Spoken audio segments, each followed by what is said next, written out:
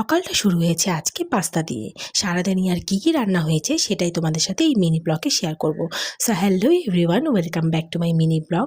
তোমাদের জন্য নিয়ে এসেছি এই ব্লগের মধ্যে আজ সারাদিনে কি কি করেছি। সকালে উঠেই আজকে পাস্তা বানিয়ে ফেলেছি। বেশি করে ভেজিস দিয়ে বানিয়ে ফেললাম সকালের চটপটা পাস্তা। পাস্তাটা আমাদের বাড়িতে খুব একটা হয় না, চাউমিনটাই বেশিরভাগ হয়। তবে এবার ক্যান্টিন থেকে ও একটা পাস্তার প্যাকেট নিয়ে এসেছে, বলছে বানিয়ে নিও, সেই জন্য ভাবলাম বানিয়ে নিই আজকে। সকালে ব্রেকফাস্ট করে আমি একটু দরকারে বাইরে গিয়েছিলাম। দুপুরবেলা লাঞ্চের জন্য একদম আমি হেল্প করতে পারিনি। আজকে সমস্ত রান্না আমার শাশুড়িরাই করেছেন।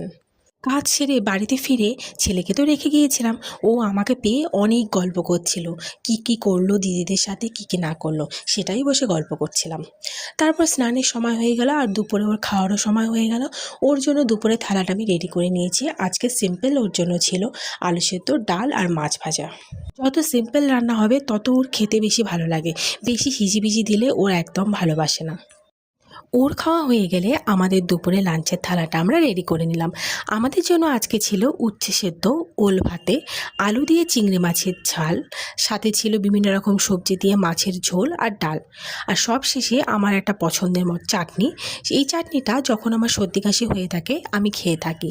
মুখের যখন স্বাদ থাকে না, স্বাদ ফেরানোর জন্য এটা খাওয়া যায়। আপনারা হয়তো অনেকেই খেয়েছেন, কিন্তু যারা জানেন না তাদের জন্য একবার বলে দিই।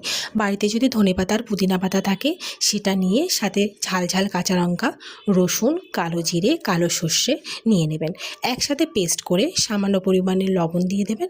আর সব শেষে একটু খাঁটি সর্ষের তেল দিয়ে দেবেন।